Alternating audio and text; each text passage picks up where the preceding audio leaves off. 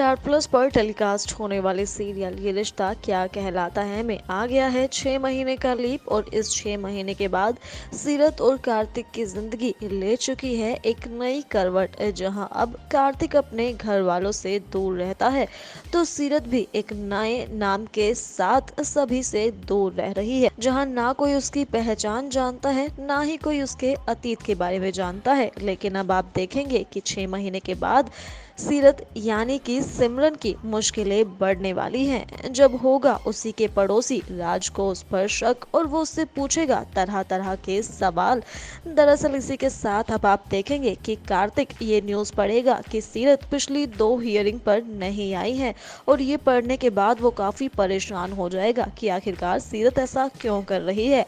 अगर वो इस तीसरी तारीख पर भी नहीं पहुंची तो पुलिस इंक्वायरी करेगी, जिसके चलते अब वो वापस इंडिया आने का फैसला लेने वाला है।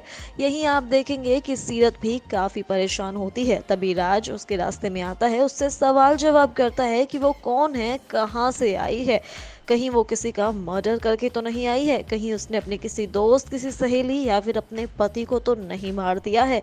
उसकी ये बातें सुनकर सीरत बहुत ही ज़्यादा परेशान हो जाती है और तभी वो उसे जड़ देती है एक थप्पड़, जिसके बाद वो वहाँ से चला जाता है। यहाँ दूसरी ओर आप देखेंगे कि कार्तिक वापस इंडिया आता है। वो अपने बच्चों से मिलने के लिए बहुत एक्साइटेड होता है। वो अपने घर जाता है, सभी खाने की टेबल पर होते हैं।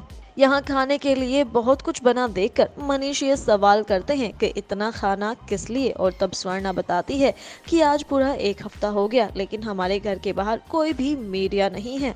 और तब सब बहुत ही ज़्यादा खुश होते हैं कि दादी अब मंदिर जा पाएंगी, सब अपने अपने काम पर जा पाएंगे। सुरेखा अपनी सहेलियों को मिलने के लिए बुलाएगी। तभी वहाँ पर आएगा कार्तिक और कार्तिक को घर में देखकर मनीष जी फिर से गुस्सा होंगे कि सीरत की वजह से उन्होंने अपने बेटे कार्तिक को खो दिया और कार्तिक एक बार फिर से वापस इंडिया लौट आया है।